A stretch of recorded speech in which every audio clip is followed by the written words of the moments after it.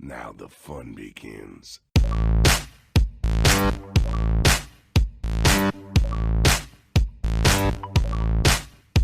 Richard.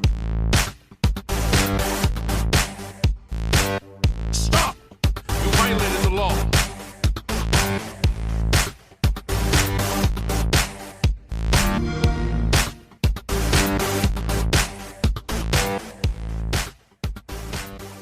Welcome back to another episode of the Gamecast, your weekly go-to podcast for all things Xbox, Xbox Game Pass, and of course PC gaming, including news, rumors, and conversation around them damn good video games.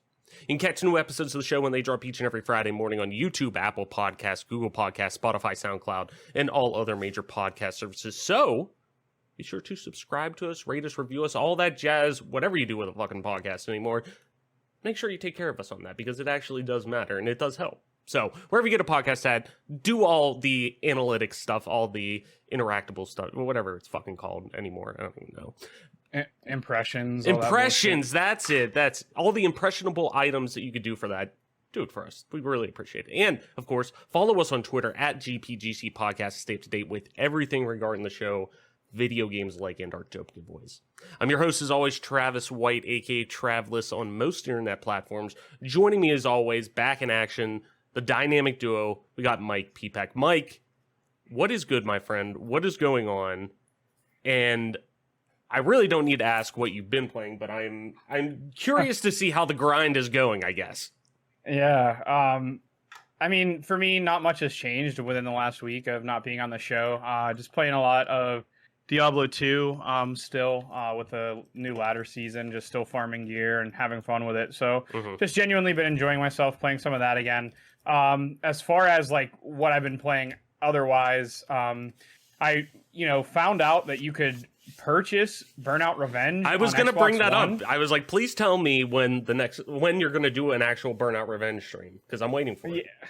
I have to find my graphics card to plug it in. I haven't even plugged it in since the move, but yes, I would love to do a Burnout Revenge stream because I found out you could buy it for $10 on Xbox One. And I mean, yeah, $10 is a little steep for a game that's an original Xbox game, but at the same fucking time, like, it's $10. So how much fun that game was back in the day, how much nostalgia I feel playing it again.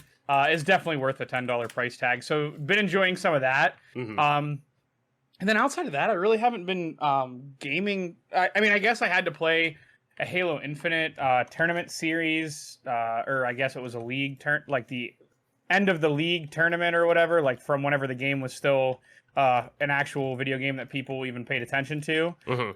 So I did play Halo Infinite recently. But other than that, that's pretty much it. That's all I've been really playing. Nice. Hunt Showdown here and there, but... Yeah. Well, that we need to get back onto that. I even said in our group chat earlier today, I was like, we keep talking about playing games together, like, for the past, 3 weeks, and we just have not fucking done it. Because we've all kind of been busy, playing shit. Yeah, and then, Mother's Day happened, so me and Kyle both were back to... Right, and back then to home. We actually did, real people shit. Saw each other, people. Yeah, we saw each other in real life. IRL, Crazy. So, but no, yeah, we got to get back to that because I've kind of been on the low, itching for that a little bit, but I'm now in, which I'll talk about in a few minutes, but balls deep into yet another Fallout 4 playthrough, so it's just been, I'm one of those people, as everyone knows, once I start something single player, I have to, kind of finish it. If I'm enjoying it, obviously, if I'm not having fun, I'm not fucking playing it, but, if I'm enjoying this, and, even if something does come out, it's got to be something fucking good to derail me. I have this drive to just no, I got to see this to the end. I got to cap this off, then move on to something. I don't know if that's my OCD or what, but yeah, the you bringing up Burnout though instantly made me think of going back, and I'm fuck, I don't want to play, the easiest one to get a hold of now is fucking the remaster of Paradise, which I don't want to do, which, no hate to people who enjoy Paradise, but I'm like you, Mike, Revenge and Takedown were my two, 1-2 combo with that game, especially Burnout 3. I remember Schaefer got it randomly on PS2. I want to say we had to have been in 5th or 6th grade, something like that. It must have been like 5th or 6th grade. And I spent the night at his house. And I remember he got it and wasn't really into it. He was like, oh yeah, I'm not big into like racing games. He like got it for his birthday like that day and was just like, yeah, but we could boot it up. I'm like, all right, yeah, and we thought we'd play it for like a couple minutes. We ended up playing it for like 12 straight hours, like all through the night. Like I was instantly hooked like on Burnout. And then I remember once Revenge came out, like instantly that became like, I need to find out. Like that was one of those games, like when you're a kid, you don't like know all the time when shit's coming out. You just like hear about a trailer or like, see something, like hear from like a friend, like, oh, this is coming out, or you've seen a magazine or something like that. But you never really know, like you're not like we weren't like cognitive enough to really get on the internet. And even the internet wasn't like broadcasting the amount of like release dates and things like that, that days are built around that. But you basically had to have either the Game Informer or you had to like have G4 and watch G4, and then you would get exposed to that kind of stuff. But outside of that, it wasn't like anything like it is nowadays, or obviously you can just get on Google and look stuff up. I mean, I'm sure you probably could have. You could, but that was very much out of our wheelhouse. Like even like there were a couple games, and Burnout Revenge was one of them that I needed to find out when that game came out. Like it was like going to GameStop, and I remember that was one of like the first games I pre-ordered that I was like, I need to make sure I have this. So they would call and let my parents know, hey, it's in, it's going to be available now. He can come pick it up in, tomorrow or something. But that was one of those games that, and of course Oblivion. After playing Morrowind, I was like, I need to play the fucking next game. Like, oh my God, they're making another one of these games and it's even bigger, and it's just fucking incredible. But yeah, so that's kind of got me itching to like, even if like I don't think I'll dig out like my OG Xbox or anything to play it, but it plays on Xbox One. But now that you're saying, like, because I was thinking that, I'm like, I didn't realize, like, I was thinking that was Paradise was the only one, accessible up until you mentioned it the other day. I'm like, oh fuck, I didn't realize that was on the fucking Microsoft Store. So there we go. I might pony up 10 bones to play that as well. But yeah, like, and you know what else? Like, you just actually reminded me of? Well, actually, it's been stuck in my head for a long time. I don't mean to derail the conversation, but fuck it, take the train off the tracks. I don't fucking care. Because you brought up Oblivion, it made me think of the video that Bacon put out of I don't know you and I don't care to know you, and how like 3 people were in that loop where they just kept saying it over and over again. Yes, literally, dude. That's literally like me at work anymore. Like somebody comes up to me, I'm just like, I don't know you and I don't care to know you. Oh, okay. And you just turn your back and walk away. Literally. And then they're still standing there, so you just hit them with it again. Listen, I'm all about empathy and I'm all about making our world a better place, but our world would sometimes be a better place if less people would just talk to you. You know what I mean? Like there is it's that dual-edged sword that's like, yes, we all want to be good to each other, be better to each other. Fuck yes. But at the same time, there's a lot of shitty humans out there that you just don't want to interact with. And I'm all for doing that. Like, fuck them. If they don't want to come around, I don't know you and I don't care to know you. Like the legendary Tom Petty says, don't come around here no more. That's right, baby. R.I.P., man.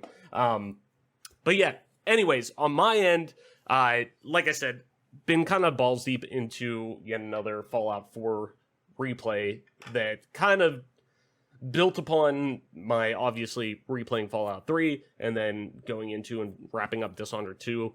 And this was obviously like pre-delay of Starfield, which I want to get your input on that in a couple of minutes, Mike, since you weren't on the show last week.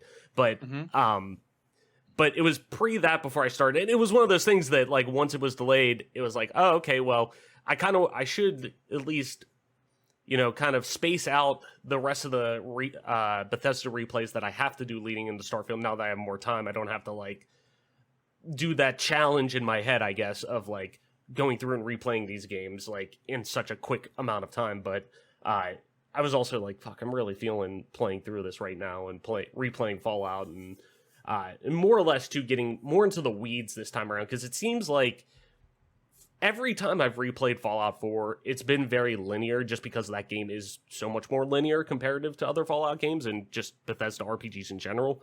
But I really wanted to kind of take the bandwidth of that and see how, non-linear I can make that and actually bounce back and forth between factions and go into the weeds and try to find every fucking, like, as many fucking locations as I can on the map. I want to be able, like, one of the things I said was, if I find a place I have to go and I haven't discovered it, try to find within a certain radius, like, what's the furthest place around within, you know, a reasonable distance, and go from that location, even if there's nothing around there, just to see what you could, like, what all places you can discover.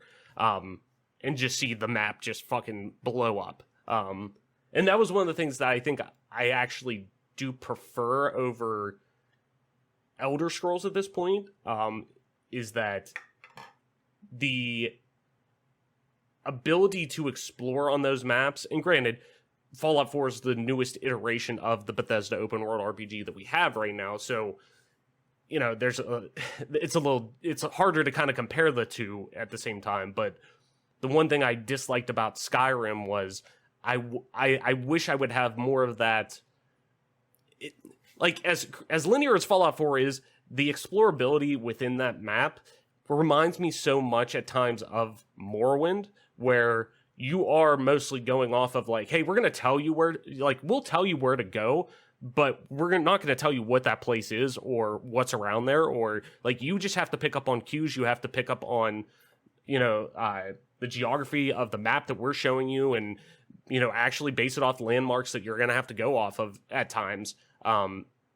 That I wish we had had more of that in Elder Scrolls again, and bringing that back. And hopefully that's what 6 does, that maybe not necessarily, I don't see them going like in Morrowind, like, hey, you have to actually look at the fucking road signs to know where you're going, but more so of, you know, hey, it's over in this direction. Yeah, your, you know, way markers going to point over there, but we're not going to tell you what's there, and you're just going to have to figure out how to get there. And we're not going to let you fast travel, and we want you to actually, we're forcing you to explore this area, and we're forcing you to actually get into the weeds of that.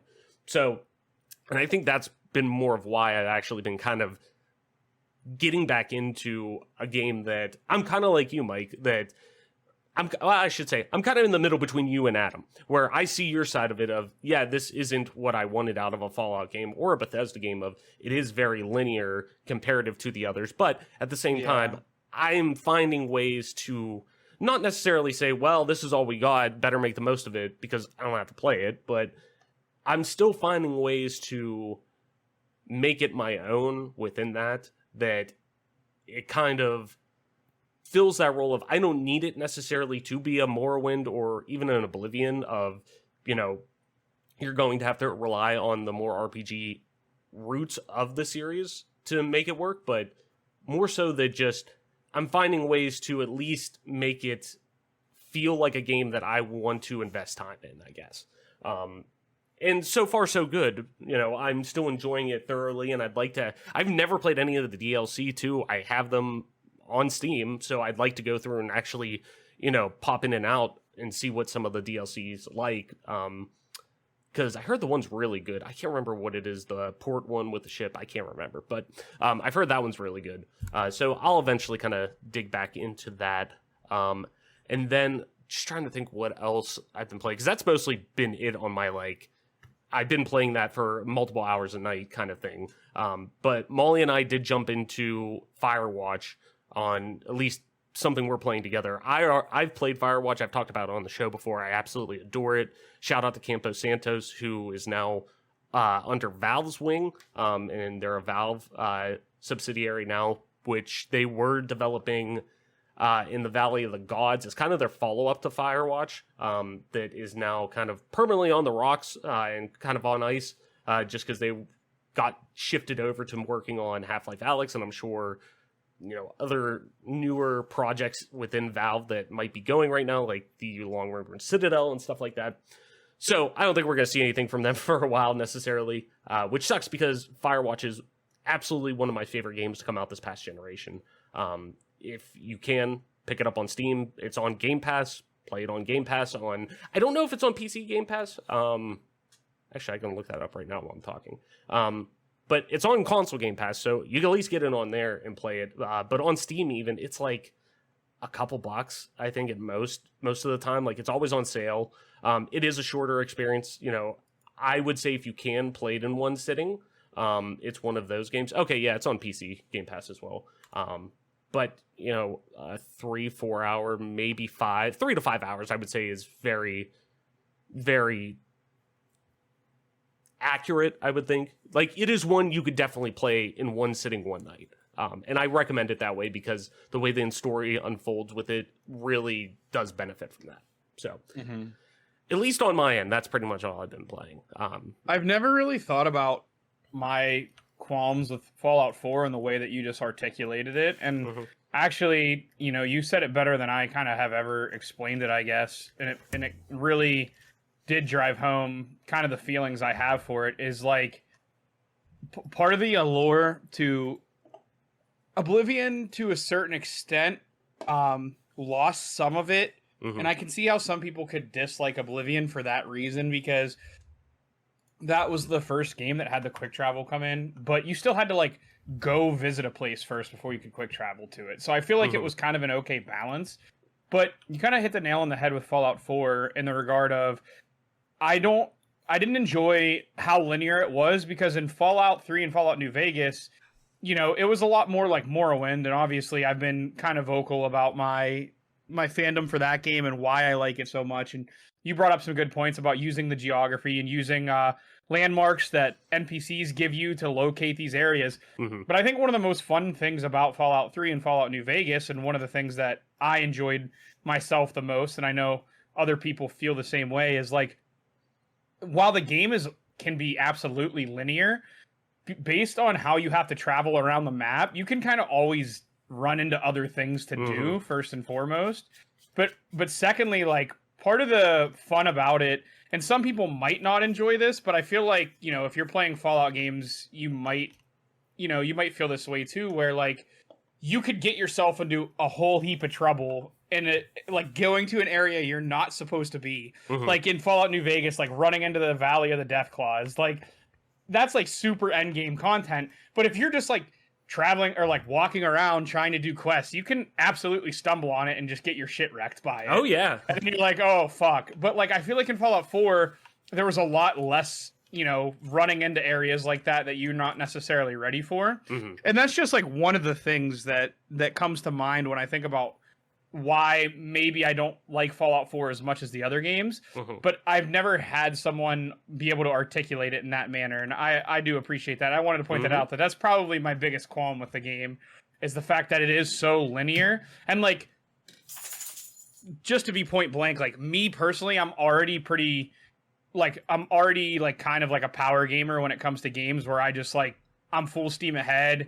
And sometimes like if I'm in an area, like it kind of happened to me in Elden Ring where like I thought Caelid was the next progression like linearly, and because the enemies are so tough there, I just grinded the living fuck out of the game until I was like leveled appropriately, I guess, right? And I ended up getting a little burned out on the game because of it. And I feel like that can be some of my problems, especially with like Fallout 4, is like I already can play games linearly like super fast. So it's actually better for me whenever something on the side kind of tugs at me and gets my attention, then I actually get to experience that. Whereas otherwise, I'm just going to bulldoze through it anyway, which is kind of what happened with Fallout 4. In 40 hours, I don't know, maybe 35 hours. Now, granted, some of it was spent like doing like the side quests with like building towns up or whatever, you know what I mean?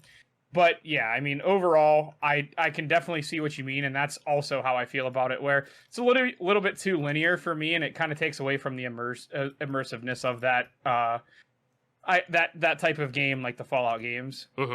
No, definitely, and that was that's one of the things that I think doesn't translate as well, like you're saying, to Fallout 4, where you look at a game like Fallout 3 and Fallout New Vegas too, where it still had that allure of, and I think, and granted, obviously, New Vegas by Obsidian, but off the same engine, off the same technology, using the same assets to a degree, mostly being designed, I would say, and put together by Obsidian, but the parts are obviously from Bethesda, but you get what I'm saying.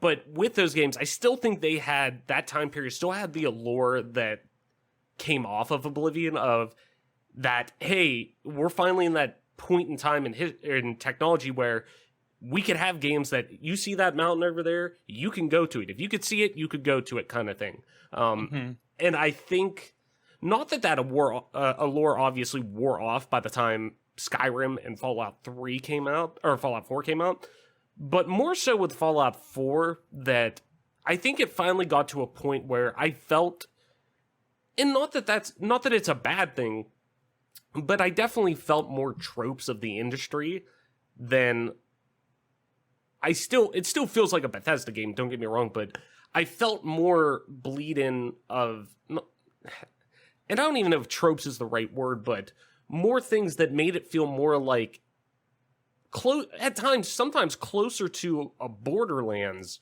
than a Fallout game. Obviously not as, the writing's a lot better and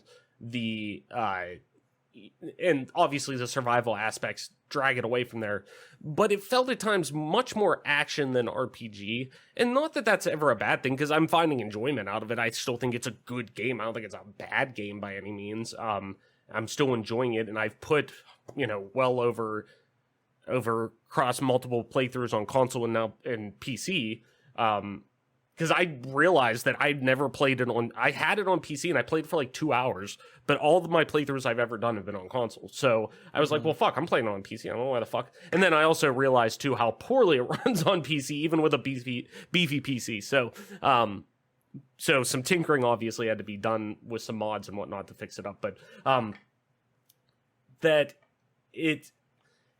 not that anything is bad with those games, but more so in the sense that it's straying away too far from the path that I think a lot of people wanted it to go to, even if it was linear. Like, I would be okay if Bethesda Game Studios put out a linear experience, like a side story in the Elder Scrolls or Fallout universe that is very much just kind of a main quest line, even to an extent, kind of like how the Outer Worlds was, where it definitely had the heart of a Fallout New Vegas from Obsidian, but was a much more condensed version and much more streamlined. Like, I would be okay with something like that, but not necessarily what I want out of a main Fallout / Elder Scrolls experience. And hopefully Starfield too.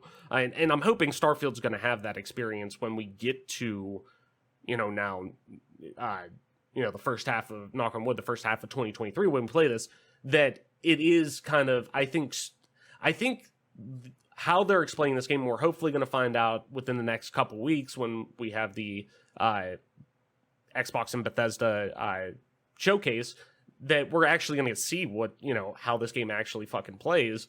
But that I think just the space travel alone and the explorability that is going to be within flying and, just space that warrants it alone, that you're going to have more elements of explorability, of map, kind of map marking and going off of landmarks and, things within space being so vast that I think that's going to warrant more of that Morrowind experience of you're forced to kind of figure out and get your bearings and figure out where the fuck to go, compared to, hey, here's a map marker, go to that. Sure, it'll have that, but it will be much more of the, hey, here's a place in the universe you have to go. You choose how to get there, but you got to figure out, we'll give you a general direction and a map marker, but it's not just A to B. It's not just a straight shot. You're going to have to maneuver your way around quite a bit. So, side note before we get into the main topic of the show, I guess I wanted to talk about this week, but since you weren't on the show last week, Mike, you obviously heard the news. We talked about it in our group chat and whatnot. I think I even brought it up on the show. I did mention, like, you basically being like, I really fucking hate saying this. I don't want to say it at all, but I hate being right, like, about this. But obviously you heard, because we talked about it and whatnot, but Starfield and both Starfield and Arcane's Redfall from Bethesda are delayed into the first half of 2023. So what are your kind of general feel right now of both games? But obviously Starfield being the big one, Starfield being the tentpole release for Xbox and Microsoft this holiday season, really for the year. Where you kind of sit with that on not only the game as a Bethesda fan, somebody who's a fan of Xbox and wants to obviously see the brand succeed, but like more so just as a player of, in looking at this now as kind of, through our perspective on the media side, where you kind of see this experience now, and does it really kind of, make you take a hard look at the rest of the year for Xbox and say, well, what the hell is on the map for them? Mm-hmm. Yeah, I mean, again, I don't like this is one of those cases where, as Alfred said in The Dark Knight, like whenever Bruce asks if he's going to say "I told you so," and he says, "Is today going to be the day that you say I told you so?" And he says back cleverly, like, today is the day that I don't want to. And then he comes back and says, but I did bloody tell you so. And it's kind of funny, like, they're back and forth there, because it kind of feels like that with me, where I was kind of on the show multiple times saying, like, it's not going to come out, it's not going to come out, it's not going to come out. Like, if we haven't seen anything about this game, it's not coming out. And, I'm sure there are a lot of people that were on your side of things that were like, nah, this game, like, has to come out. They're just doing it a little bit more low key, which is fine. But yeah, like, this game has to come out this holiday season. And, lo and behold, here we are, and the game isn't coming out. And for me, there's obviously some, disappointment or sadness, because I was really looking forward to sinking my teeth into this experience. But also, it's actually making me super hopeful for the game, because whatever the communication was with between certain developers and Microsoft whenever games have been released more recently, and then they just dub them early access when the game's really not even potentially alpha, and whatever happened between that game's release and this game's release, I'm sure it's more because something that Bethesda brought along with them is not only the respect of Microsoft, but probably some freedoms and some agreements that, like, hey, the game's going to be ready when we say it's ready. And of course, we don't know for sure what exactly the terms of the deal, was necessarily. But at the same time, like, this isn't something that would be explicitly spelled out in a contract, but I'm sure there was some type of backdoor, like, gentleman's agreement where it's like, yeah, okay, we'll let you guys make the call. Whenever you think it's ready, that's when we can release this game. And really what happened here is, Microsoft listening to a company, a game development entity that has been around the block once or twice, that says, hey, this game's just not going to be ready. And, it's really sad to think that at some point in time, like, it's going to get to the point where game development is just going to be like, whenever they give you the release date, I'm already getting to the point now where it's like, all right, so you mean in like 4 months after that date, or 6 months after that date is when you actually are going to release it. Yeah. And, there's a lot of different reasons as to why people are going to state that this is happening. Obviously, with the pandemic continuing, that's going to be a common excuse used by a lot of companies to kind of buy themselves more time. At the end of the day, I think what's happening, obviously the pandemic's not doing anyone's favors, but I've been kind of on the side of, like, at this point, it's getting to the point where, like, we've been living under the pandemic for 2 years. Like, it's not that valid of an excuse anymore for you to say, based on the pandemic, we have to delay the game. It's just a very popular way for them to get more time to finish the game, which is like, I'd rather you just say the game's not ready, rather than blame something that's been going on for this point since 2019. And I still think, not to cut you off, but I still think we're kind of seeing that, and really more so, we're finally starting to see that push and pull where I think the development side from the publishing side, that you're finally starting to see the developers kind of have this trump card available of, and obviously this isn't everyone by any means, but, and I'm saying this more in a positive way of, leads are able to look at this and say, yeah, and probably so, but at the same time, like you said, we're 2 years into this. This is when you start to kind of see, okay, people are used to the process, but hey, the pandemic has caused us to do this. We need more time. They're able to pull that card now and have more power behind, hey, if we need more time for this game, and, who knows? Microsoft is breathing down our neck. We have to have this game hit, and really get a, Cyberpunk and CD Projekt Red type of situation pop up, or, hey, Microsoft says, hey, we have to have this game out for holiday 2022. We need it released by then, or we need it by that November date.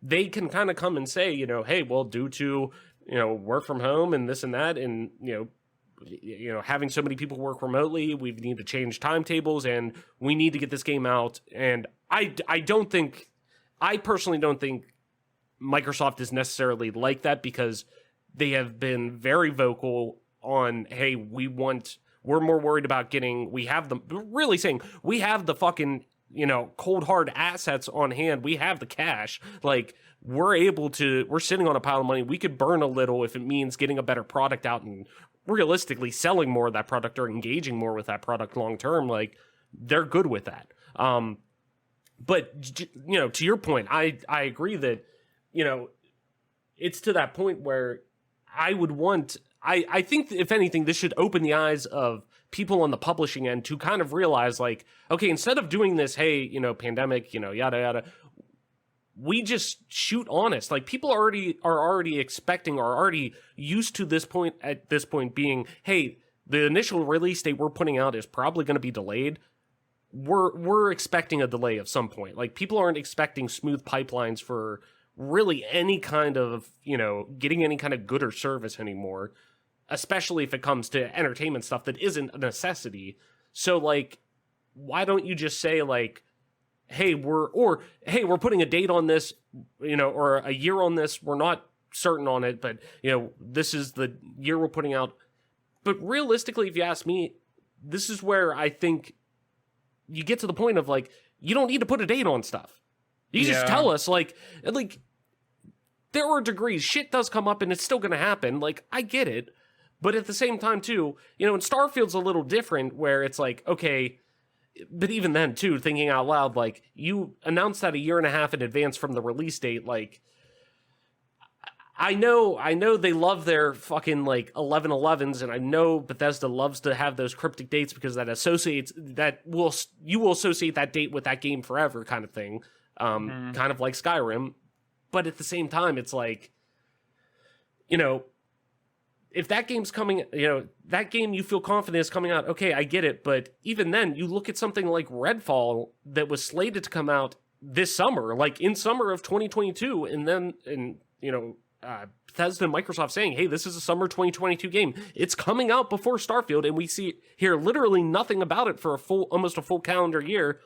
Yeah, like, that's one don't put a date on. Like, that's fine. Don't put a date on it. Talk about it. If you feel like, hey, it's not coming out until you feel confident that it's coming out in the beginning of 2023, sure. In 2 weeks, whenever we all meet up to talk about the Xbox Game Showcase, tell us then. That's fine. Mm-hmm. Tell us then. Don't say last summer. Like, that's where I put more on Microsoft, because they're the ones probably making those assumptions of, hey, we probably need it out at this date, or at least the executive or the leads of the studios at Bethesda, Arcane, whoever, saying, like, we think we could hit this date, when realistically it should be to your development staff of, when do you think we could hit this date?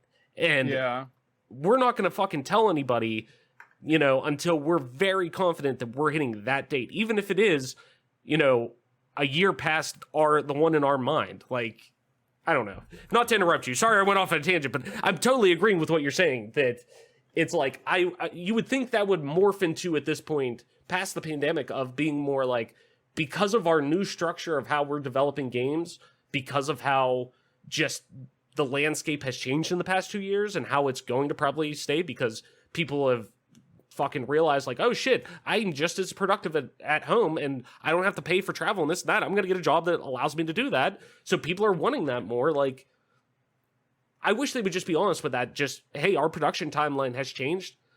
This is what we have to go with now. Like be upfront with it, Like, if it's a duck, if it quacks like a duck, it walks like a duck, and it swims like a duck, it's probably a duck. Like, just be honest with it.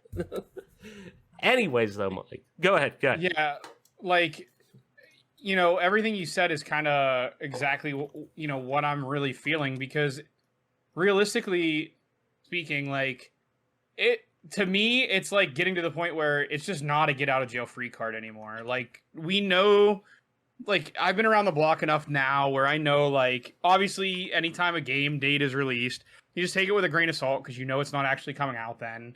And that, like, it's getting to the point where, like, if game studios begin to deliver on the date that they're saying they're going to deliver, it's going to get to the point where it's going to be like a big deal where it's like, oh my God, they actually delivered the game on time. That's just not the way that it's supposed to be. It's not the way it's supposed to feel. You're supposed to, make these dates, like you said, Bethesda picks dates specific, like, because it has importance to a lot of people and themselves. And like when you come up short, it's going to be disappointing for everyone.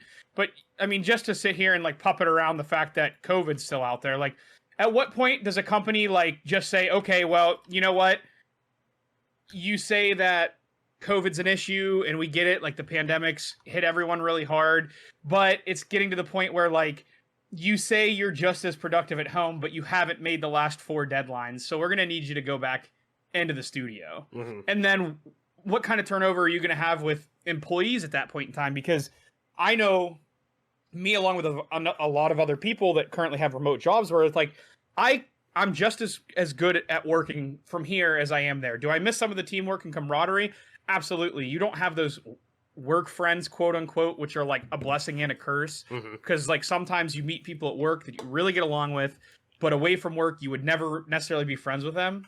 And, those people are cool because sometimes like a lot of people work with complete total strangers or work friends or work family more than they even see their significant others or own family, which is a whole different issue onto itself that America really potentially and every other country needs to look at that isn't following like a 4-day work week or a shortened work week like the Scandinavian countries. And everyone wonders how those people are so happy. There's a lot that goes into it. And I don't mean to get off on a tangent about that. No, go ahead.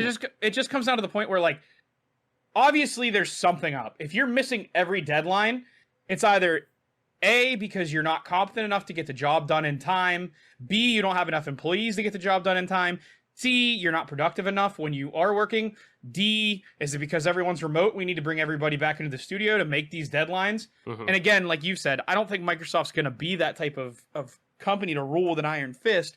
But like, when's enough? Like, just like either don't give us a date at all, like you said, or like just shoot for it to be 6 months after when you think it's going to be done. Because I'm getting to the point where like I'm just done being empathetic for companies and studios that use COVID as an excuse. It sucks for everyone. Everyone's life is altered differently because of COVID. Other people have to deal with it more than I have to deal with it. And I get that. But like, at the end of the day, we just can't keep using that as like a straw man to just beat up. Like anytime something doesn't go right, oh, it's COVID's fault. Oh, it's COVID's fault. We got to look for a different way to get these things done. Now, at the end of the day, as a game fan, I'm happy because Halo Infinite was released obviously in a terrible state that it should have never even seen the light of day. And that game's dead in the water. Now, I don't know, like obviously Starfield's a completely different game and it wouldn't have the same fate. Because you even see like a game like Cyberpunk kind of have a little bit of a resurgence because they're just now finally starting to get stable, and that's great. And that type of thing can happen with these types of games. But at the same time, like it all just comes back to like, just fucking tell me, just be honest and say, hey, the new generation of games, the technology that we have to work with is so outdated. We've been patching things along since the original Xbox. We haven't really done a ground-up rebuild of engines. We've kind of just been recycling all these engines over and over again. And hey, we're really far behind because we've just been patchworking things along to try to grab money all these years. And now we're really fucked because we have to build something up from the ground up, and it's taking us a lot longer than we expected. Just fucking tell me that. And stop telling me that, oh, it's COVID's fault. No, it's your fault because you've been fucking releasing games every year or two, and this isn't just a Bethesda thing. This is just like industry-wide. Treyarch, everything. Like, they were trying to money grab as fast as humanly fucking possible, and now with the new generation, look at Halo Infinite, look at Halo 4, it's biting them in the fucking ass. Halo 5, they were using shit engines. They didn't want to put in the manpower and the work and the time to build it up from the ground up, and now look what you get. You get a bunch of fucking piles of steaming dung released to the people, and well, people are also just so stop smart. Using cop-outs. Yeah, and people are, and not just people, and more specifically, the newer generation coming in to make these games. Not to mention also the newer generation who is playing these games, who have, thanks to the power of the internet, social media, and whatnot, and the 24-hour news cycle, people know what the fuck is going on. Like you're saying, that it's like, you can't, like, as shitty as social media and, as horrible as some of the things that have come out of the, advancements in communication technology, what if we didn't have those things? Because I think that we would still be having the same issue. Like, we would have truly never had the reporting and the ability for developers to have a, platform come out to be able to talk about all the shitty things that happen and how, not just saying like, oh, crunch and whatnot, but like, obviously the horrible things that came out of Blizzard, the sexual assault and, what's the phrase I'm looking for? Misconduct and things like that came out of Blizzard, the horrible things that, went on there that were just kind of bottled up, things like that we would have never heard of because of social media. And it's like, people are smarting up to what goes on with game development anymore. That they don't, like, that generation, you don't need to kind of pull the wool over their eyes. That there are better ways to do these things, and people can get them there, and people have the ability to make them happen. But there's too much of the old guard still, I think, going on that thinks that they could just, we need to, these things, like, and two, it plays into also the fact of, we're at the point now, and even back then it was true, but more so than ever, games are much more solidified and validified, really, as art. That it's not necessarily a toy all the time. Like, yes, video games are toys, but also, too, like, a paint set can be a toy. Like, when you think about it, like, that doesn't make it any less a piece of art or something that needs to be done well. Like, so, point being, though, that, like, we just know what the fuck's going on. Like, just keep it a buck and, like, attack it that way and be upfront. And, just because now people are calling you out on your shit, like you said, with Treyarch and just Activision in general wanting to just fucking pump the shit out of Call of Duty every year and get these devs on what appears to be at most a 3-month, or a 3-year development cycle on these games, which is probably more closer to 2 years. Like, yeah, like, the product is going to suffer. Everything's going to suffer if you don't give quality to this shit. Like, it can't all be shovelware that you fucking chill out, like, for $60. Yeah. It can't. And I can't, like, I hate, like, I don't game development's fucking hard, trust me. I have nothing but respect for game developers. It's on the publishing end that you see a lot of this. It's the people who make the deals with the console manufacturers and things like that push these dates out that says, no, we need to have it out because X, Y, and Z, we won't make enough money. Like, we need to have it out this year, or we're going to lose, instead of making $85 million and being $80 million or $80 billion in the green, we're only going to be 75. It's like, just fuck. Like, anyway, I'm sorry, didn't mean to cut you off. No, you're good. It's just like, and again, I hate to use 343 and Halo Infinite as the whipping boy, but like more recently when I just played, like, I genuinely only play like ranked game modes with battle rifle start. So that's probably a lot of the issue, because apparently the issue doesn't happen with automatic weapons. Apparently it only happens with semi-automatic weapons. But like, how are you trying to quote unquote fix a game? Which there's a bug with whenever you drop the oddball or dropped an object, sometimes you could get this glitch where your battle rifle would shoot automatically, and it would cause you to have people have 0.5 second kill times. And that's like a big issue, right? Like that's a pretty big problem. But how do you release an update that makes the gun jam in literally what felt like 60% of my battle rifle fights in a ranked game? Like, how do you produce an update that's that fucking bad? Because you don't fucking QA test it.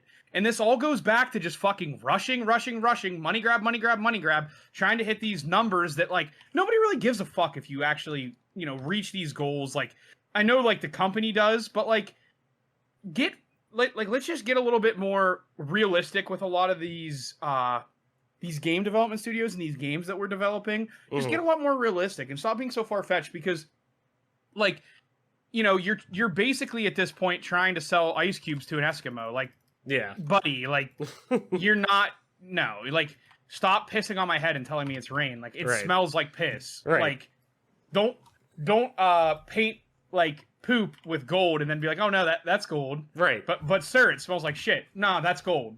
Like that's what all these game development not everyone, but that's what like game development studios have been doing a lot more recently. It's just like basically shitting on everyone's heads and then just pretending like it's all good. Yeah. And it's just, and it is what it is. You know, that's all the more I really have to say about it myself. You know, we have a long way to go. And hopefully, you know, going forward, the game development studios get a lot better with this type of thing. Mm-hmm. But and that's what, good like, Lord. Yeah. And just to wrap it up, but like, you know, and that's what sucks about it is you're saying game development studios, and at the end of the day, they're the ones who get the bad rap about it because it's probably, you know, one or two a handful of people at most within these large AAA development studios that really have maybe any say at all towards when those games actually come out, compared to the publishing arms like a PlayStation or a Microsoft or a Sony or a Microsoft or a Activision or Microsoft now, but you get the point I'm making. Like a third party publisher, an EA, a Ubisoft, or whatever, who are telling these studios, like the publishing end of it, who do all the business, you know, aspects of really the release of these games, saying, no, we need to have it out at this point, make it happen. Like, and then the developers are rushed to get that done. Like, you know, who's at fault for this one? You can only do, like, and you know this working in tech, like, you can only do so much in a certain amount of time. Like, you know, as somebody who does graphic design and, you know, 3D art and shit like that, like, okay, if you tell me you need something that's going to take a week, that you need it in a day, like, expect the result of what's done in a day. Like, you got to understand, like, there's a quality that comes with that. So you're getting day-long quality compared to week-long quality, you know? So, anywho, sucks. Just be better. Everyone needs to be better. And I mean that in the sense of treat people better and you get better stuff out of it, you know? So, anyways, though, after 45 minutes talking, and I don't say that in a bad way, that was a great conversation. The topic I kind of wanted to talk about today, because I think it's interesting that just kind of mostly checking in a sense, because it's interesting this is kind of coming out ahead as what we expect to probably get more announcements like this, you know, as summer's kicking up and traditionally when you get the big game announcements for the year. But the team over with Fall Guys at Mediatonic, that's who it was. I was like, I know it's on the tip of my tongue. Mediatonic, who's obviously under Epic Games now, and the crew over who handles Fall Guys, announced this week that they're going free to play. And not only that, they're coming to Xbox and Switch too. But obviously for the show, Xbox is a big deal. But that, yeah, the big thing was they're going free to play, at least in my eyes. That they're on all platforms now besides mobile, but they're going free to play. So just kind of set the stage of all this, an article by Ryan Dinsdale over at IGN, I'm going to kind of go through just to set the stage, but then we'll get into kind of the more meat and more meta conversation, I guess, I want to have about the idea of free to play and where it's at right now. So, like I said, article by Ryan Dinsdale over at IGN, link in the description, go over there, give Ryan a click and whatnot. You know the whole deal. Fall Guys is going fully free to play when it launches on Xbox and Nintendo Switch, PlayStation 5, and Epic Games Store on June 21st. Players who already own the game on PS4 and Steam will be awarded with a legacy pack that includes unique cosmetics, plus Fall Guys' first paid for DLC or paid for Battle Pass. Oh shit, I didn't know that we got the paid version of the Battle Pass. If you already own it, that's cool. Branded as a season pass that will be available alongside the current and free Battle Pass. Developer Mediatonic is also essentially resetting Fall Guys seasons as June 21st also marks the beginning of Season 1 free-for-all, likely because the game will be fully cross-play and cross-progression between all platforms. All Fall Guys players will therefore be able to compete against each other and can log in and continue their progress regardless of whether they're playing on PS4, PS5, Xbox One, Xbox Series systems, Switch, or PC. A new currency called Showbucks can be used to purchase the season pass, but Mediatonic hasn't said how much it will cost or how Showbucks will compare to the current Kudos currency, which will remain in the game. The new Season 1 free-for-all update also promises, quote, the most jam-packed and blunderful season yet, with new challenges, rewards, and more. The Switch and Xbox versions of the game were delayed in April last year from an original release date of summer 2021, with Mediatonic saying at the time that, quote, with so many new opportunities now in our hands, it couldn't hit the original release date. The game launched in August of 2020 as a free PlayStation Plus title, but it also has been sold for $20 since then, with the exceptions of a free weekend here or there. And also, too, to kind of add in on that, just because of what's going on with...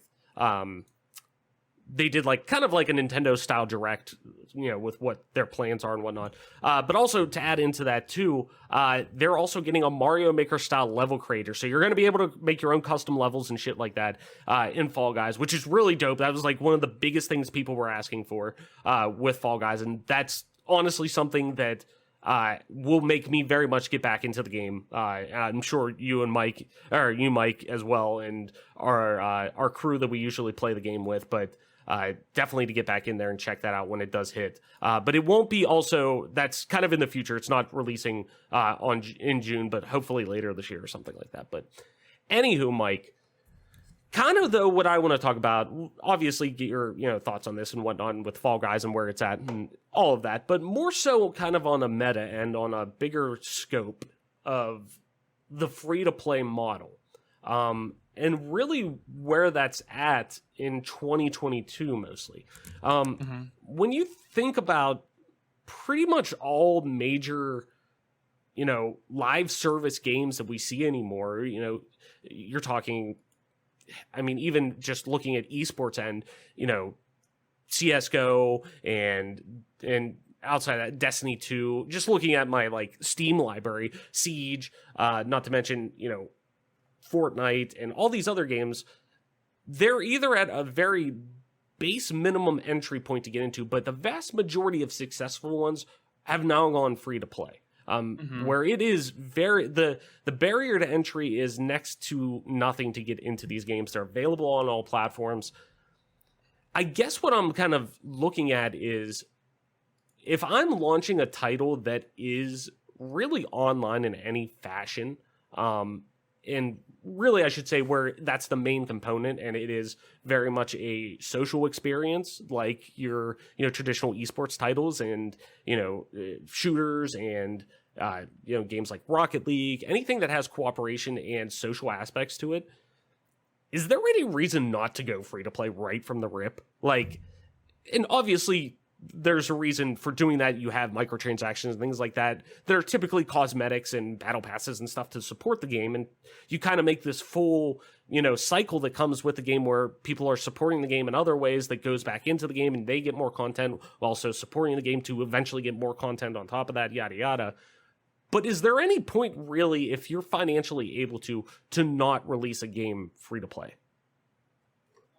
I feel like it's a little bit of a tricky subject, because I'm not 100% sure, what it looks like from a business needs standpoint, from investing or investment made to make this game, and what your ROI needs to be, and I don't I'm not inside the know with these companies to see that type of thing, but I do wholly believe that back when we were kids, and I know I say that. I know some people, to some people we're still kids because we're only 29, but realistically speaking, when we were young, we had demo discs, and you got to experience these games with demo discs, and they came in sometimes Pizza Hut pizzas or sometimes cereal boxes or, how demo discs came in all shapes and sizes. And sometimes you just go to GameStop back in the day, buy a game, and they just give you or not even GameStop back in the day, but things like EB Games that, don't exist in the States anymore.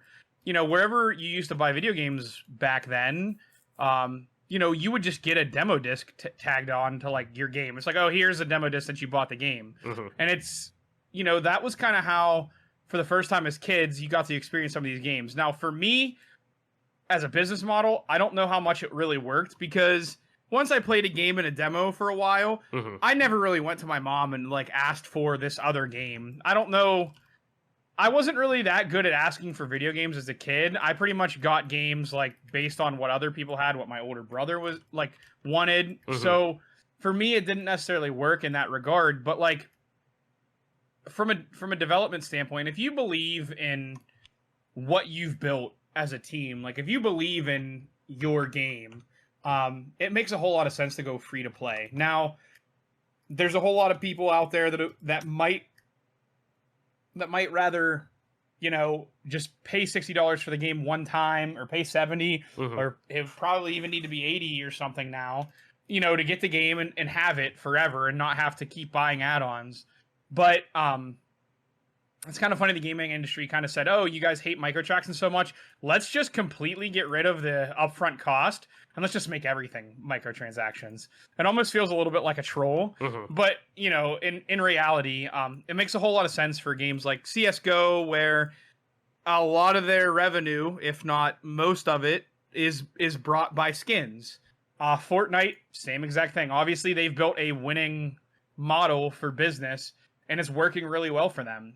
Siege also going down that direction, where having a game that's free to play is awesome because you let people play your games, and if you have a good game, people are going to get hooked to it and people are going to like it, right? Or just want to support it in general financially. Like, yeah, I'm much more like willing to buy add-ons to games when it's free to play and I just genuinely enjoy it. Like I'm down to spend more money on the game. But also like I'm more of a utility type person when it comes to add-ons. Like I'm not going to necessarily spend money on like cosmetics. Like I'm kind of stingy with like that. Like how much am I going to actually spend on cosmetics? Yeah, understandable. I'm kind of stingy in that regard. CS:GO is definitely the one I've spent the most money on. Same. But it's also like playing competitively, and they had skins that I really did enjoy. And you know, like it says a lot about a game whenever you enjoy it so much that they have cool skins that you want to spend money on. But going forward, it doesn't make a whole lot of sense for games to go not like to not be free to play. But there's always caveats. Like it does depend on the game type. It does depend on what kind of game you're designing, because you need to have a situation where you know people are going to be coming back to play your game more and more. Games like Fortnite with the new season passes, you know, it takes a lot of creativity and probably a great deal of labor from the creative team for them to be able to constantly be pumping out all these new skins that people want. And, you know, you're always going to get, like, skins that are kind of recycled with, like, color changes here and there, because sometimes, you know, it's hard to be constantly coming up with new stuff. But I will give them credit. Epic's always kind of coming up with new stuff, and they are always seemingly ripping off different IPs to get those skins. But nevertheless, they make it into the game. And shooting games are ones that are games that feel like it's better,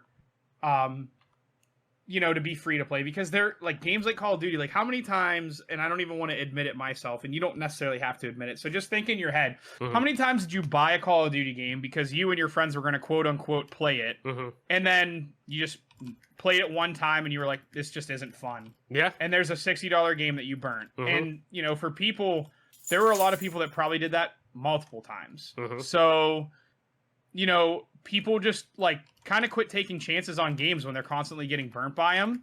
And this is a good way for up and coming game development studios to really capitalize on making a quality game that they think people are going to come back again and again to. But also, you're kind of risking it, because if you don't have a good game upon release, then you're risking it to where there might be a lot of people that just never come back. So there is a fine line there. But me, I like games that are free to play, because I like to give things a test to see if I'm actually going to enjoy it. Then if I actually feel like I'm going to play it a lot, and I don't even necessarily have to play it a lot. To me, playing a game a lot isn't a 40 hours of playtime. So like I don't even necessarily have to play it a lot. I'm still going to throw out some money for a season pass. I'm still going to throw out some money for some skins if you have something cool that I want. Yeah. And, that's going to be the way that I support you. And I'm sure there's other people out there that spend a lot more money on stuff than I do. And it seems to be a winning strategy. I doubt companies would continuously do it or go to this type of model if it wasn't winning. And I'm excited for Fall Guys to go free to play because I did buy it, and I don't regret the purchase, but at the same time, I also don't play it. I hardly ever really played it. Right. So I could see how some other people would be like, yeah, I'm just probably not going to buy Fall Guys because I don't see myself playing it much. But if it's free to play, you give people a chance to give it a try and say, I actually really like this game. I'm going to keep playing it more. Yeah. No, it definitely. It's funny you say that. I just looked on Steam when the last time I played it, which I know I played it since then. It was probably on console, just because I know Molly does like to play that. So we've played it a handful of times, maybe since then at most. But last time I played it on Steam, we all played as a group, September 12th, 2020. So that shows you. But going free to play, getting more people in, and all of the new content that they're able to get. Granted. Also, on top of that, they have the financial support of Epic Games now.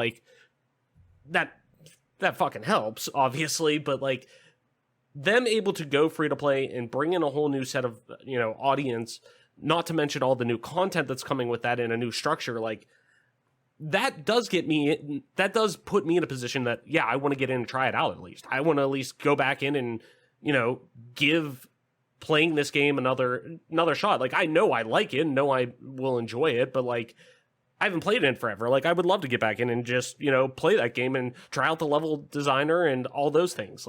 That to me is cool. But if there's a game out there that is free to play and does provide great content, I will gladly give money to that. No hesitation whatsoever. When Halo Infinite first launched, me personally, I was happy with some aspects of I guess I should say I was happy with how they were doing the battle pass, not with how you were getting experience towards it and progression on it. I didn't like that, but I was happy with how they were doing the battle pass in the sense of when I buy this, I own this forever. I don't have to worry about completing this in a time frame. So I can come back if this game gets fixed in certain areas that I want to, for me to commit another 200 hours to it, like I have already, it'll be there. I can go and get that. I don't have to worry about investing all of my time. That provides added value to my purchase, which in turn, I am gladly going to give it to them in that regard. Now, obviously, past launch, we still have some of that has gone. But point being, if there's something that they're doing that's good and it's a free to play game, I'm more than willing to provide financially, give back to that game that I've gotten hours out of. For me to pay whatever it was, $10 or whatever the battle pass was for that game to get almost 200 hours out of it, if that's all that ever comes out of it, that's a fucking steal. Because I obviously enjoyed it enough to play almost 200 hours out of it. Same with Destiny. That's a game I put hundreds of hours into, and I haven't bought every single season pass. But now that it went free to play, if it's a game that, if I'm playing Destiny a lot, and I notice I'm playing Destiny a lot, and I'm playing the new content, and I've bought the new expansion or whatever, and I'm playing through some of the stuff that comes with that, and I notice that I'm going through and do this and putting a lot of time into it, I'm going to buy the season pass, because one, I'm getting more out of a game that I'm already playing, but also on top of that too, what's $20? If I'm paying $20 to have 100 hours worth of content, or 100 hours worth of fun, that's a no-brainer to me. I will gladly, that's a steal. I'll gladly do that. Same with, if I get into Fortnite at one point, and I play it for, not even that long of a time. I put 20 hours into Fortnite over, a week or so. I'm playing, in terms of, I'm playing it, regularly. And I feel I'm getting enough time out of it that I want to get the battle pass because there's something on there that I actually want to. I have no problem with that, because to me, that is the easiest way. It goes back to, really, at the end of the day also too, this ideology of, if you want, to show whoever it is, somebody who's providing a service to you of any regard or a good, what you really think about it, you need to speak with your wallet. So that's the easiest way for these games to or for developers and really publishers to really see what's working with these games, who are making the financial decisions behind game development, that, hey, if you're providing excellent content, people are going to clearly put money into it. And if you're not, you'll probably see pullback. Like, in theory, that's how it should work. It doesn't always work like that, but in theory, that's how it should work. And at least for me, I see it work all the time. Rocket League's another one. I've been playing more Rocket League recently because I fucking miss playing Rocket League. I enjoy playing that game a lot. Sure, I'll buy the $5 pass. Like, that's a no-brainer because I'm going to get more content out of it because I'm playing it more, and I'm okay with that. Like, to me, it just makes no sense not to go. If you have the capital to make it worthwhile, that, hey, worst case scenario, we lose money on this game early on, like, and you're able to financially compensate for that because you're not getting that huge bump in, day one sales. I say, like, it seems dumb to me not to go free to play if you're a live service game in that regard. If you have the money, if you're a Bungie, if you're an Activision, if you're an Epic, if you're somebody who is putting out a new product that is a live service game that you're hoping to have live for years, why wouldn't you? Because that's the easiest way to, one, get a ton of people into your game, cast the biggest fucking net possible. On top of that, though, you're able to get and fine-tune exactly what your player base wants from that. Because, like I said before, if you're actually getting in there and playing it, like, CSGO's such a, like, anomaly with this because that's just a fucking wild beast, and they created their own fucking economy on their own for that stuff. And I'm like you, that's probably the game that I've easily put the most amount of money into because I've seen now how some of these payouts go to teams that I support and want, but also too, like, there's actual skins that I think are fucking dope and I want to get in there and get, and actually can go in and now just go in a secondary market. If there's a skin that isn't too much money and I just want to get it, I can go and buy it, like, that's dope. But, like, you're able to actually speak with your wallet for a lot of these games, and it can drive direction that the consensus wants with a game in terms of where the content's going and what it's doing. It makes me think now more and more, like, if there's a MMO that I want to play, or if there is, because there's not a lot of MMOs that I want to play, but if there's live service games out there that I want to play that have a financial barrier in front of them, like there is a premium to play it right off the bat, I'm definitely thinking twice about it. I shouldn't say thinking twice about it. That's negative. If it's a good game, it's a good game. I'll gladly pay for it. But it definitely makes me think, like, man, there better be a really good reason why there's a barrier to entry to get into this. Like, the quality better be there, I guess, is what I'm thinking. I don't know. That's just me. But so really, I guess, Mike, anything more that you can think of that kind of, I know it was kind of shorter compared to our other one, the kind of ideologies with the big topics and whatnot kind of got switched this time around, but I did want to kind of see where we are at with free-to-play games, because it's just so commonplace anymore to just see free-to-play be the choice to go with a lot of these games. So anything else you kind of want to wrap up with that? No, I mean, I've gone on about how I feel about free games, and overall, I still think it's a win for gaming as a whole. And I also think it'll release, or it'll prevent so much pressure from being on the development studio too, because you don't necessarily need people to buy the games per se. Mm-hmm.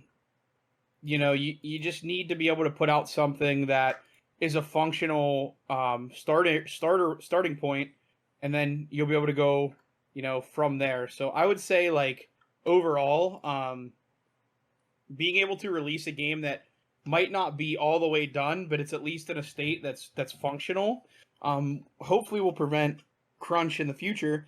And then, you can do what everyone else has been doing business-wise and release a game or release, the quote-unquote finished part of the game and charge money for that season if you want, and it's a winning business model, and it should be winning for the development studios and the players. They might be able to get their hands on things a little bit earlier, and they might not know any better that the game they're getting essentially ripped off in the back end. But at the end of the day, like, I just think it'll end up being a win for everybody, because not everyone operates in such scumbaggy ways. But that's how I feel about it for sure. No, definitely, and I definitely think it opens up the door really for a unique approach to a lot of things, and even that's to subscription bases and whatnot. Like, even thrown in, Game Pass and the new PlayStation Plus model that's going to come out, like how all that kind of plays into it. And you see so many times, like, especially even like, for example, Game Pass, if you're a Game Pass Ultimate subscriber, you get, I don't know if they're monthly, but I think they're not, they may be monthly, but I know it's like every quarter you get something like a bigger pack to come with of stuff like skins and stuff like that for Halo Infinite, that like it's added value. Like, it's a free to play game, you're subscribed to the service, it's a first party title from Microsoft. Like, even though you don't need the service to have it, like, here's a little bump for you just because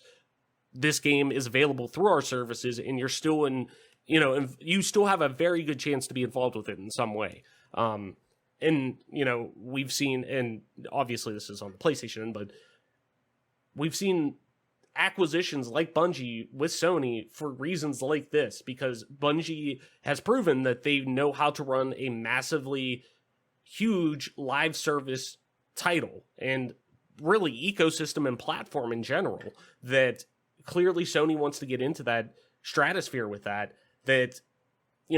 people are going to start hiring for that specifically across large platforms, not just for single projects, but just large ecosystems like console-wide ones. So it's really going to be in an interesting state that where this goes and what everything kind of looks like for free-to-play games, and really with these subscription services as well. But Mike, I think that's going to do it for our episode this week. Why don't you tell people where they can find you on the internet, talk about everything we talked about. Really, on the front end of the show, we talked about a whole lot of shit. We caught up because we haven't talked in 2 weeks, but just a whole lot of shit in general. And then also free-to-play games, our big topic of this week. Where can people find you on the internet, talk about all of it?